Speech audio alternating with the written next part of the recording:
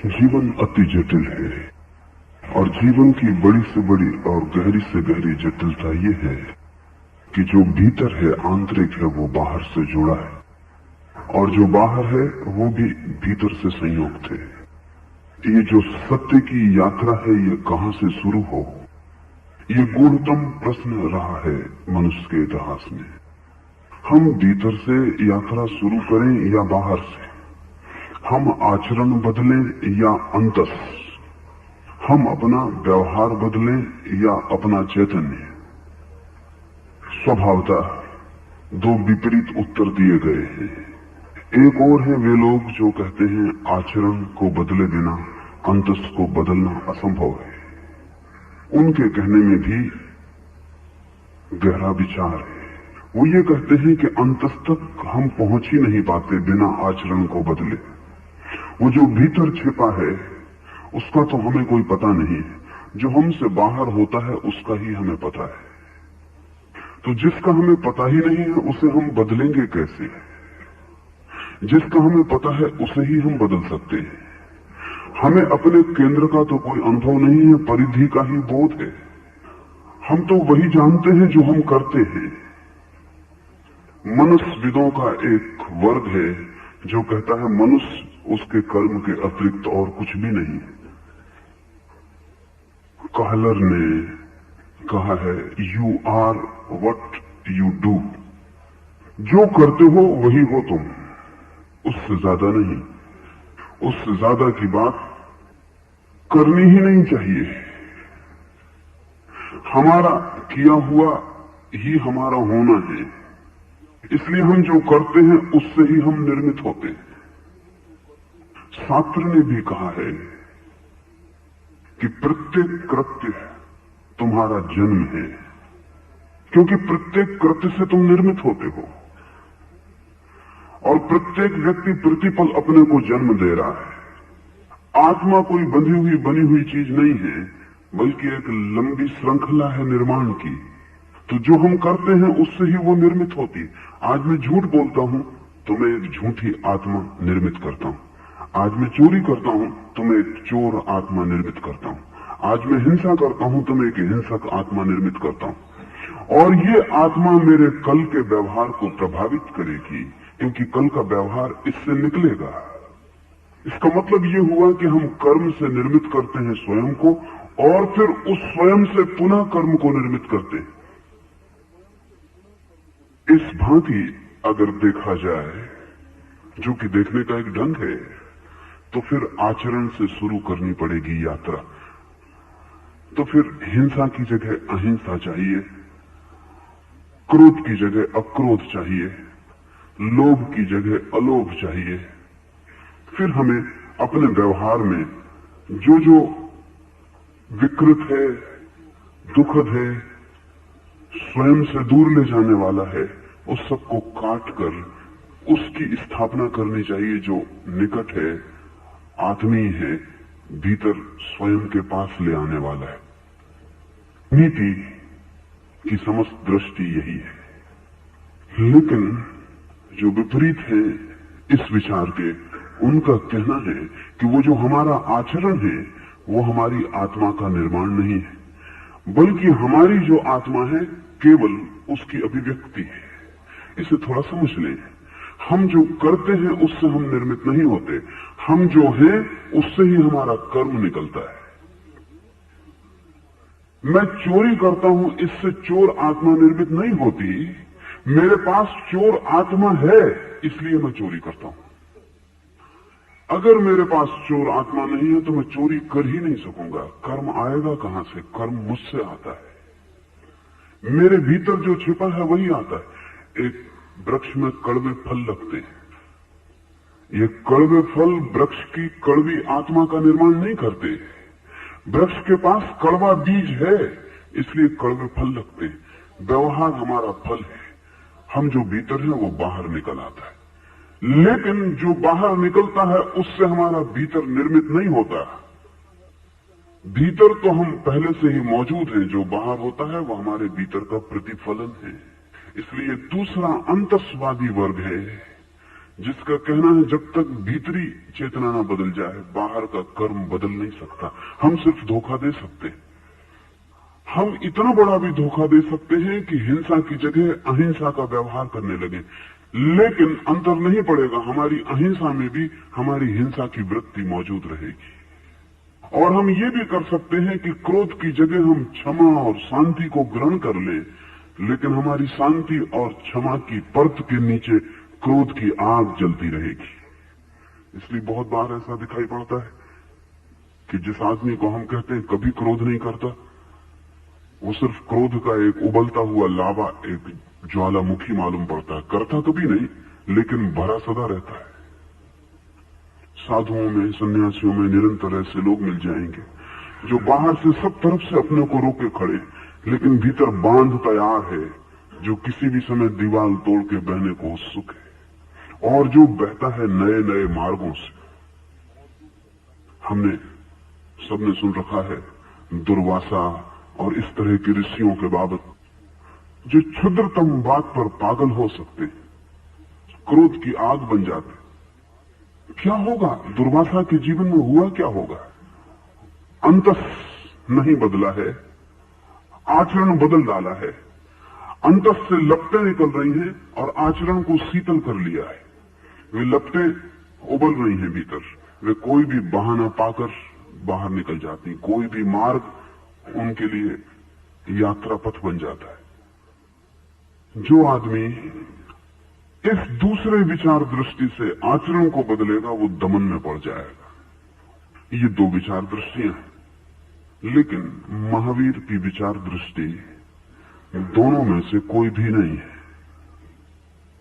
महावीर या बुद्ध या कृष्ण जैसे लोग मनुष्य को उसकी समग्रता में देखते हैं, इंटीग्रेटेड। हम आदमी को तोड़ कर देखते हैं, तोड़ कर देखना हमारी विधि है। इसलिए हम अक्सर पूछते हैं कि अंडा पहले या मुर्गी। प्रश्न बिल्कुल सार्थक मालूम पड़ता है और लोग जवाब देने की कोशिश भी करते हैं। कुछ लोग हैं जो कहते हैं मुर्गी पहले, क्योंकि बिना मुर्गी के अंडा हो कैसे सकेगा। और कुछ लोग हैं जो उतनी ही तर्कशीलता से कहते हैं कि अंडा पहले, क्योंकि अंडे के पहले मुर्गी हो कैसे सकेगी। और ऐसा नहीं कि गैर बुद्धिमान इस तरह के तर्क में पड़ते हैं। बड़े बड़े विचारशील लोग, बड़े दार्शनिकों ने भी इस पर चिंतन किया है कि मुर्गी पहले कि अंडा पहले। एक भारतीय विचारक राहुल सांकृत्यायन ने बड़ी मेहनत की है इस विचार पर कि मुर्गी पहले कि अंडा पहले। हमको भी लगता है कि प्रश्न तो सार्थक है, पूछा जा सकता है, लेकिन प्रश्न व्यर्थ है, पूछा ही नहीं जा सकता। प्रश्न भाषा की भूल से पैदा होता है, लिंग्विस्टिक फैलेसी है। असल में जब हम मुर्गी कहते हैं तो अंडा आ गया, जब हम अंडा कहते हैं तो मुर्गी आ गई। हम बाहर से मुर्गी अंडे को दो में कर लेते हैं, लेकिन मुर्गी अंडे दो नहीं है, एक श्रृंखला के हिस्से। हम तोड़ लेते हैं कि ये रहा मुर्गा और ये रही अंडा। जब हम कहते हैं ये रही मुर्गी, तो मुर्गी में अंडा छिपा है। जब हम कहते हैं ये रही मुर्गी, तो ये मुर्गी अंडे से ही पैदा हुई, ये अंडे का ही फैलाव है, ये अंडे का ही आगे का कदम है, ये अंडा ही तो मुर्गी बना है। जब हम आपसे कहते हैं बूढ़ा, तो आपका बचपन इसमें छिपा हुआ है, आपकी जवानी इसमें छिपी हुई है। बूढ़ा आदमी जवानी लिए हुए, बचपन लिए हुए। जब हम कहते हैं बच्चा, तो बच्चा भी बुढ़ापा लिए हुए, जवानी लिए हुए। जो कल होगा वो अभी छिपा है, जो कल हो गया वो भी छिपा है। लेकिन हम भाषा में तोड़ लेते हैं, मुर्गी अलग मालूम पड़ती, अंडा अलग मालूम पड़ता है। और ठीक भी है, जरूरी भी है। अगर दुकानदार से जाकर मैं कहूं कि मुझे अंडा चाहिए, वो मुझे मुर्गी दे दे, तो बड़ी कठिनाई खड़ी हो जाएगी। दुकानदार के लिए और मेरे लिए जरूरी है कि अंडा अलग समझा जाए, मुर्गी अलग समझी जाए। लेकिन मुर्गी और अंडे की जीवन व्यवस्था में वे अलग नहीं है। अंडे का अर्थ होता है होने वाली मुर्गी, मुर्गी का अर्थ होता है हो गया अंडा। डिकार्त ने मजाक में कहा है, ये सवाल किसी ने डिकार्त को पूछा है, तो डिकार्त ने कहा कि मुझे मुश्किल में मत डालो, पहले तुम मेरी मुर्गी की परिभाषा समझ लो। डिकार्त ने कहा कि मुर्गी है अंडे का एक ढंग और अंडे पैदा करने का, a method of the egg to produce more eggs. मुर्गी बस केवल एक विधि है अंडे की और अंडे पैदा करने की। इससे उल्टा भी हम कह सकते हैं कि अंडा केवल एक विधि है मुर्गी की और मुर्गियां पैदा करने की। एक बात साफ है कि अंडा और मुर्गी अस्तित्व में दो नहीं है, एक श्रृंखला के दो छोर है। एक कोने पर अंडा है, दूसरे कोने पर मुर्गी। जो अंडा है वही मुर्गी हो जाता है, जो मुर्गी है वही अंडा हो जाती। इसलिए जो इसे दो में तोड़कर हल करने की कोशिश करते हैं वे कभी हल न कर पाएंगे। भाषा की भूल है। अस्तित्व में दोनों एक हैं, भाषा में दो हैं। ठीक ऐसा ही बाहर और भीतर भाषा की भूल है। जिसको हम बाहर कहते हैं वो भीतर का ही फैलाव है, जिसको हम भीतर कहते हैं वो बाहर की ही भीतर प्रवेश कर गई नोक है। बाहर और भीतर हमारे लिए दो है, अस्तित्व के लिए एक है। वो जो आकाश आपके बाहर है मकान के और जो मकान के भीतर है वो दो नहीं हो गया है आपकी दीवार उठा लेने से, वो एक ही है। मैंने अपनी गागर सागर में डाल दी है, वो जो पानी मेरी गागर में भर गया है वो और वो जो पानी मेरी गागर के बाहर है दो नहीं हो गया है मेरी गागर की वजह से। वो जो भीतर है वो जो बाहर है वो एक ही है। आकाश अखंडित है, आत्मा भी अखंडित है। आत्मा का अर्थ है भीतर छिपा हुआ आकाश, आकाश का अर्थ है बाहर फैली हुई आत्मा। ये मैं क्यों कह रहा हूं? ये मैं इसलिए कह रहा हूं ताकि आपको ये दिखाई पड़ जाए कि चाहे बाहर से शुरू करो चाहे भीतर से शुरू करो, बाहर से शुरू करो तो भी भीतर से शुरू करना पड़ता है, भीतर से शुरू करो तो भी बाहर से शुरू करना पड़ता है। महावीर जैसे व्यक्ति मनुष्य के अस्तित्व को देखते हैं उसकी अखंडता में। इसलिए महावीर ने कहा कहां से शुरू करो ये गौण है, क्योंकि बाहर और भीतर जुड़े हुए हैं। अगर एक व्यक्ति अहिंसक आचरण से शुरू करे तो भी उसको अप्रमाद साधना पड़ेगा, उसको होश साधना पड़ेगा, क्योंकि बिना होश के अहिंसा नहीं हो सकती। और अगर बिना होश के अहिंसा हो रही है तो वो महावीर की अहिंसा नहीं है, वो जैनियों की अहिंसा भला हो। महावीर की अहिंसा में तो अप्रमाद आ ही जाएगा, क्योंकि महावीर की अहिंसा का मतलब दूसरे को मारने से बचना नहीं है। ये बड़े मजे की बात है, क्योंकि दूसरे को हम मार ही कहां सकते हैं। इसलिए जो लोग सोचते हैं अहिंसा का अर्थ है दूसरे को न मारना, उनसे ज्यादा मूढ़ चिंतन करने वाले लोग खोजने मुश्किल। लेकिन यही समझाया जाता है कि अहिंसा का अर्थ है दूसरे को न मारना, दूसरे की हत्या न करना, दूसरे को दुख न पहुंचाना। इसे हम थोड़ा समझ लें। महावीर कहते हैं आत्मा अमर है, इसलिए दूसरे को मार कैसे सकते हैं? दूसरे को मारने का उपाय कहां है? अगर मैं एक चींटी को पैर रख के पिसल डालता हूं तो भी मैं मार नहीं सकता। चींटी मर नहीं सकती मेरे पिसल देने से। अगर चींटी मर ही नहीं सकती और उसकी आत्मा अमृत है तो फिर दूसरे को मारना नहीं मारना, ऐसी बातें करना अहिंसा के संबंध में बेमानी है। मार तो हम सकते ही नहीं, पहली बात, मारने का तो कोई उपाय ही नहीं। और अगर हम मार ही सकते और आत्मा मिट जाती तो फिर आत्मा को खोजने का भी कोई उपाय नहीं था, फिर व्यर्थ थी सारी खोज। क्योंकि अगर मेरे मारने से किसी की आत्मा मर जाती तो कोई मुझे मार डाले, मेरी आत्मा मर जाएगी। तो जो मर जाती है उस आत्मा को पाके भी क्या करेंगे? वो तो जरा सा पत्थर फेंक दिया जाए और खत्म हो जाएगी। अमृत की तलाश है। इसलिए महावीर ये नहीं कह सकते कि दूसरे को मत मारो, ये अहिंसा की परिभाषा है। दूसरा तो मारा जा नहीं सकता, पहली बात। फिर अहिंसा की क्या अर्थ होगा? महावीर के लिए अहिंसा का अर्थ है दूसरे को मारने की धारणा मत करो। दूसरे को मारा नहीं जा सकता, लेकिन दूसरे को मारने का विचार किया जा सकता है, वही विचार पाप है। दूसरे को मारने का तो कोई उपाय नहीं है, लेकिन दूसरे को मारने का विचार किया जा सकता है, वही पाप है। इसलिए महावीर ने कहा मारो या विचार करो बराबर। इसलिए भाव हिंसा को भी उतना ही मूल्य दिया जितना वास्तविक हिंसा को। हम कहेंगे जाती है, अदालत भाव हिंसा को नहीं पकड़ती। अगर आप कहें कि मैं एक आदमी को मारने का विचार कर रहा हूं तो अदालत आपको सजा नहीं दे सकती। आप कहें कि मैंने सपने में एक आदमी की हत्या कर दी तो अदालत आपको सजा नहीं दे सकती।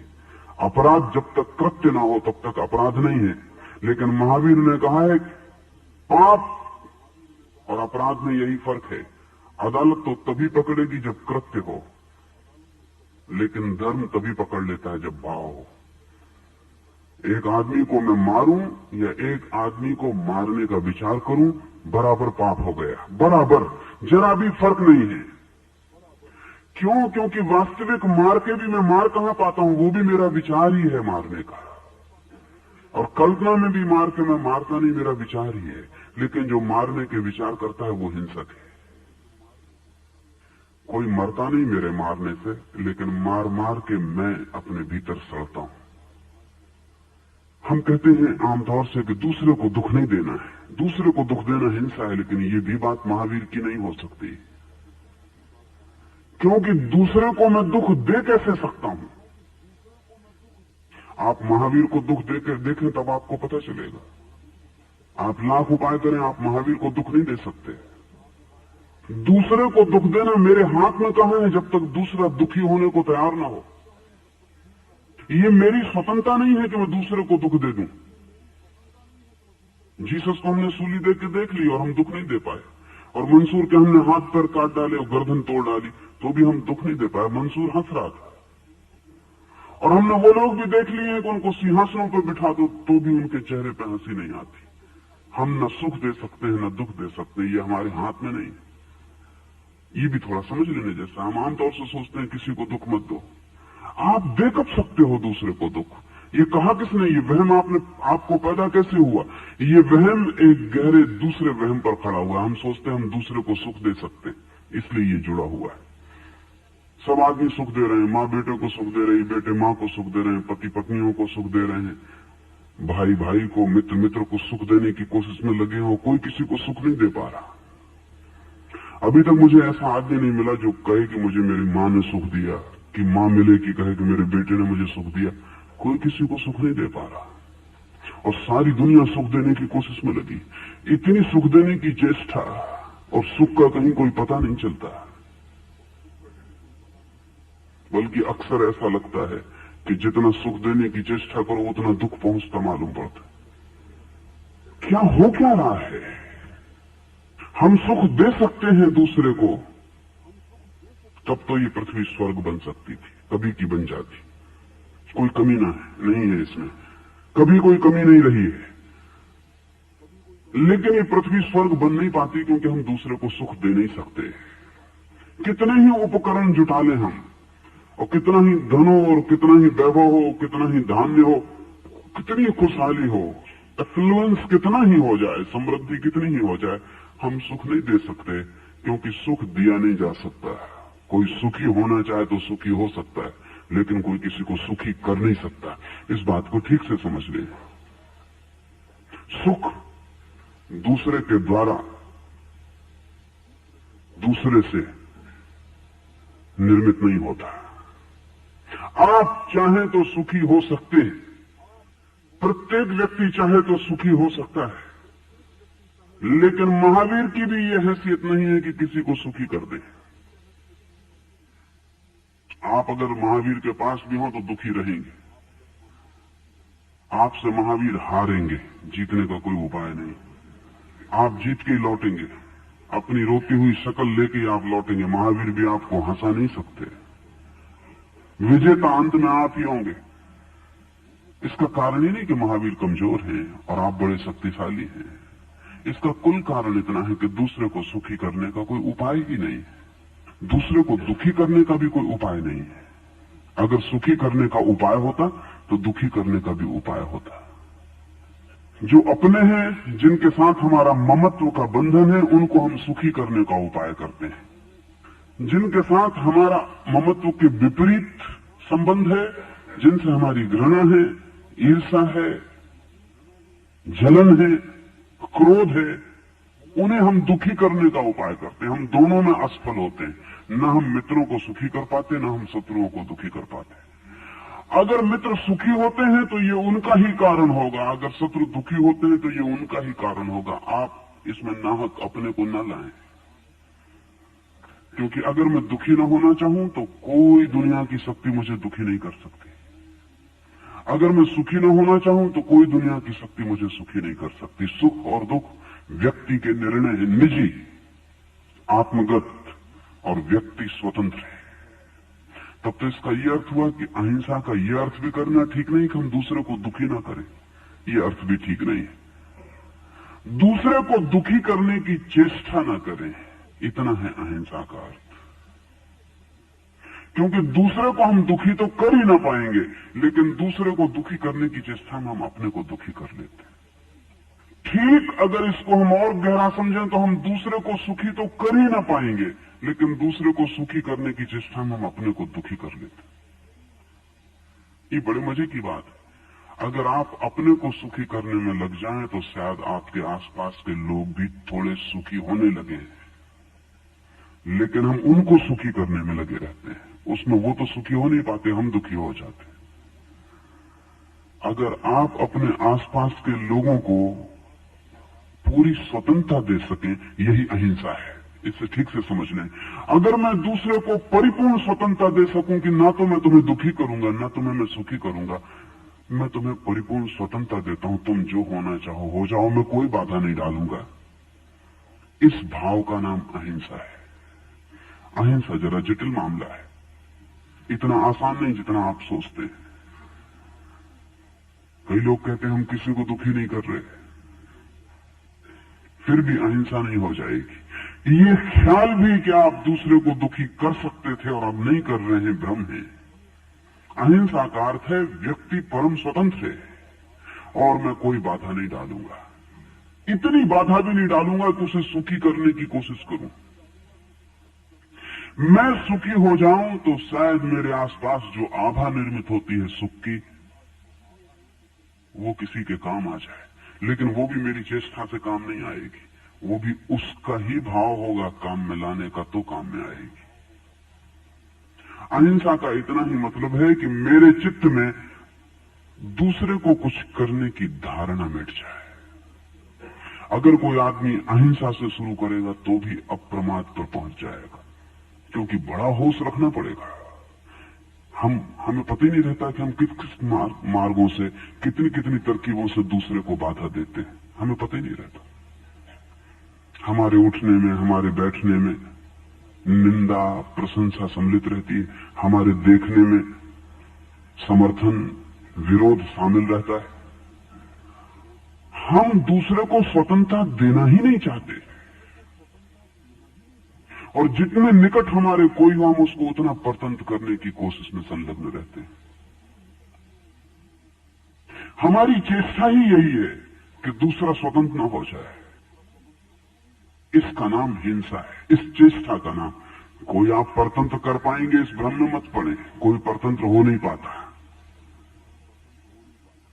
पति अपने मन में कितने सोचता हो कि हम मालिक हैं, पति है, और पत्नी उसको चिट्ठी में लिखती भी हो, स्वामी आपके चरणों की दासी, मगर इससे कुछ हल नहीं होता। घर लौट के पता चलेगा कि दासी क्या करती है।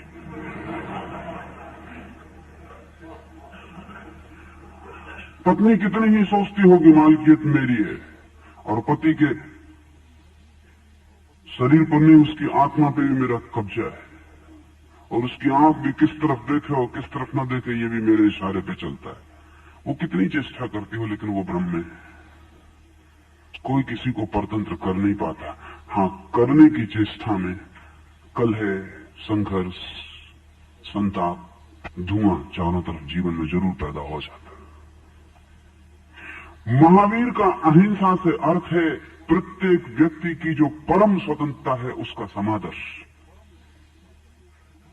एक चींटी की भी परम स्वतंत्रता है उसका समादर्श।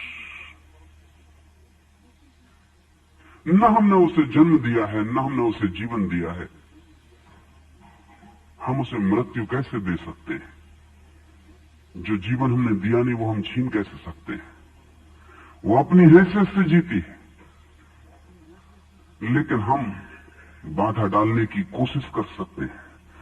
उस कोशिश में चींटी को नुकसान होगा ये महावीर का कहना नहीं है। उस कोशिश में हमको नुकसान हो रहा है। वो कोशिश हमें पथरीला बनाएगी और डुबा देगी जिंदगी में। जो व्यक्ति दूसरे को परतंत्र करने चला है या दूसरे की स्वतंत्रता में बाधा डालने चला है वो गुलाम की तरह मरेगा। जो व्यक्ति सबको स्वतंत्र करने चला है और जिसने सारे बंधन ढीले कर दिए और जिसने जाना भीतर के प्रत्येक व्यक्ति परम गुह्य रूप से स्वतंत्र है, आत्यंतिक रूप से स्वतंत्र है, और दूसरे की आत्मा का अर्थ ही ये होता है कि उसे परतंत्र नहीं किया जा सकता। इसे ठीक से समझ लें, परतंत्र हम कर ही सकते हैं किसी को तब जबकि उसमें आत्मा न हो। मशीन परतंत्र हो सकती है, मशीन के लिए स्वतंत्र का कोई अर्थ नहीं होता, लेकिन व्यक्ति कभी परतंत्र नहीं हो सकता। और हम व्यक्ति को मशीन की तरह व्यवहार करना चाहते हैं, वो व्यवहार ही हिंसा है। तब तो बड़ा होश रखना पड़े, व्यवहार के छोटे छोटे हिस्से में होश रखना पड़े कि मैं किसी की परतंत्रता लाने की चेष्टा में तो नहीं लगाऊं। आएगी तो है ही नहीं, लेकिन चेष्टा, मेरा प्रयास मुझे दुख में डाल जाएगा। अप्रमाद तो रखना पड़ेगा, होश रखना पड़ेगा। आप रास्ते से गुजर रहे हैं और एक आदमी की तरफ आप किस भांति देखते हैं, अगर उसमें निंदा है, और भले आदमी बड़े निंदा के भाव से देखते, एक साधु के पास आप सिगरेट पीते चले जाएं, फिर उसकी आंखें देखें कैसी हो गई, उसका बस चले तो अभी इसी वक्त आपको नर्क भेजते हैं। साधु नहीं है ये आदमी, क्योंकि आपकी स्वतंत्रता पर गहन बाधा डाल रहा है, चेष्टा कर रहा है। साधुओं के पास जाओ, वो उनके पास बात ही इतनी है, ऐसा मत करो, वैसा मत करो। जैसे साधु के पास जाएंगे वो आपकी स्वतंत्रता को छीनने की चेष्टा में संलग्न हो जाएगा। उसको कहता है व्रत दे रहा हूं। कौन किसको व्रत दे सकता है? इसलिए साधुओं के पास जाने में डर लगता है लोगों को कि वहां गए तो ये छोड़ दो, ये पकड़ लो, ऐसा मत करो, वैसा मत करो, ये नियम ले लो। मगर सारी चेष्टा का मतलब क्या है कि साधु आपको बर्दाश्त नहीं कर सकता कि आप जैसे हैं, आप में फर्क करेगा, आपके पंख काटेगा, आपकी शक्ल सूरत में थोड़ा सा हिसाब किताब बांटेगा। तब आप जैसे हैं इसकी परम स्वतंत्रता का कोई समादर साधु के पास नहीं है, और जिसके पास आपकी स्वतंत्रता का समादर नहीं है वो साधु कहां? साधुता का मतलब ही ये है कि मैं कौन हूं जो बाधा दूं। मुझे जो ठीक लगता है वो मैं निवेदन कर सकता हूं, आग्रह नहीं। महावीर ने कहा है साधु उपदेश दे सकता है, आदेश नहीं। उपदेश का मतलब अलग होता है, आदेश का मतलब अलग।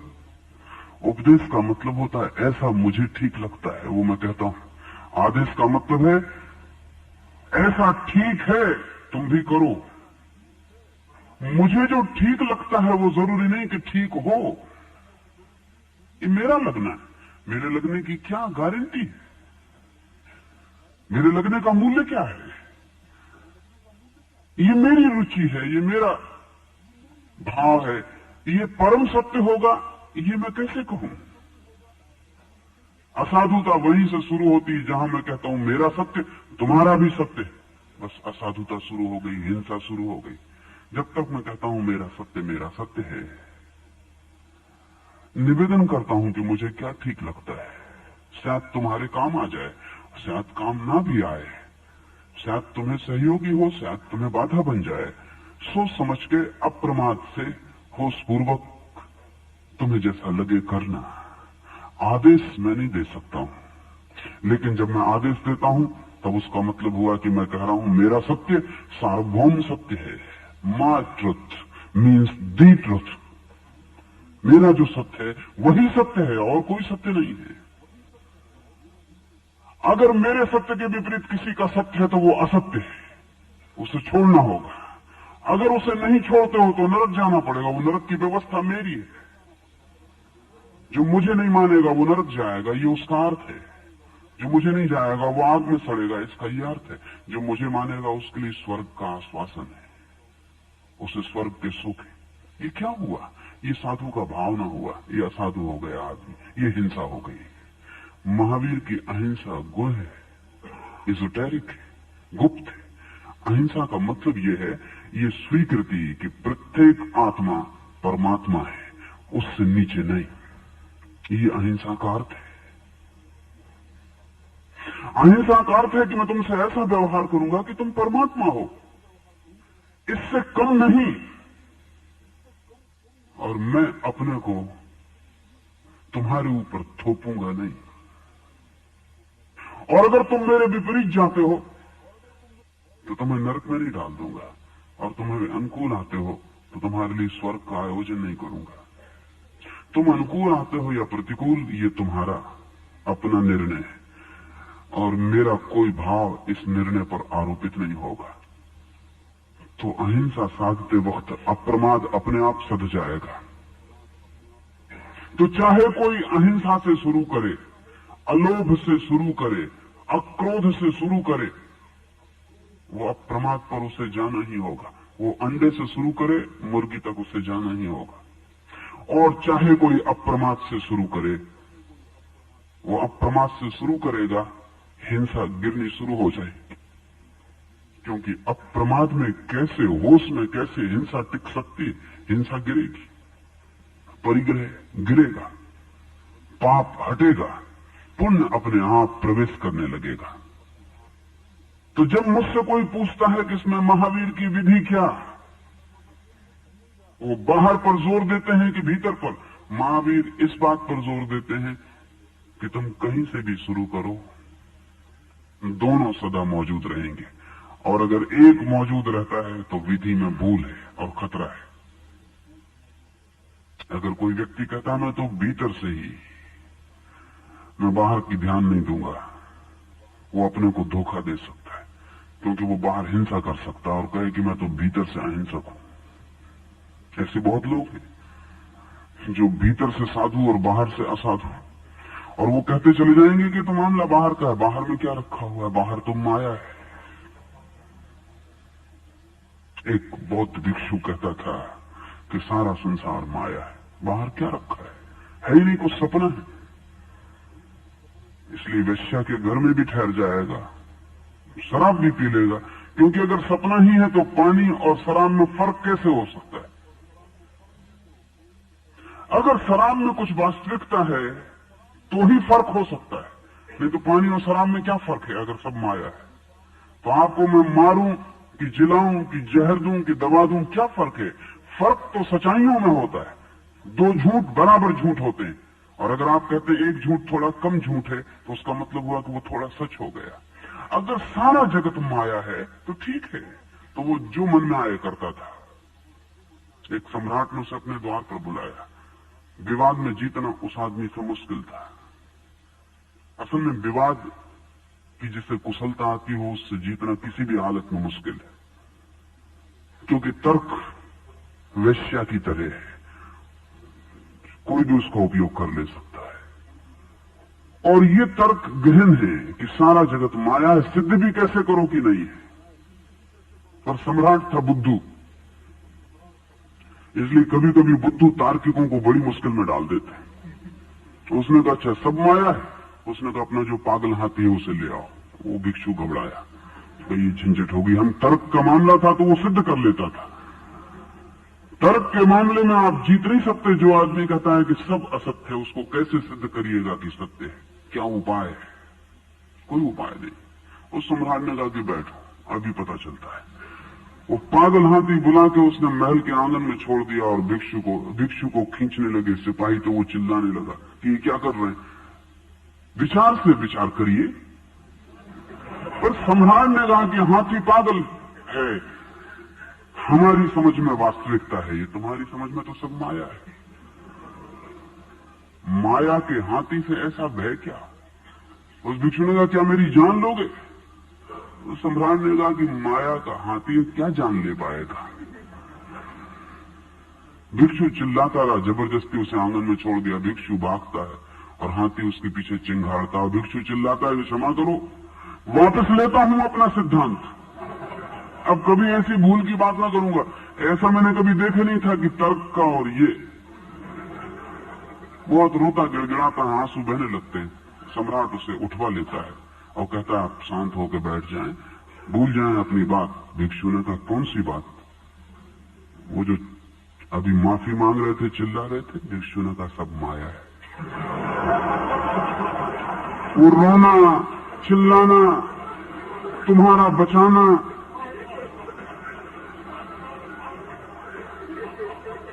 जहां तक तर्क का मामला है उससे बचना मुश्किल है। संभराने का क्या मतलब? उसने कहा लेकिन दोबारा उस झंझट को खड़ा करने का। अगर पागल हाथी फिर पागल मालूम पड़ता है तो फर्क है। भेद अगर दिखाई पड़ता है जरा सा भी तो फर्क है। तो फिर हम अपने को धोखा दे सकते हैं। हम कह सकते हैं कि बाहर की तो हमें कोई चिंता नहीं है, बाहर तो सब ठीक है, असली चीज भीतर है। लेकिन अगर असली चीज भीतर है तो उसके प्रमाण बाहर भी मिलेंगे, क्योंकि भीतर बाहर आता रहता है प्रतिपल।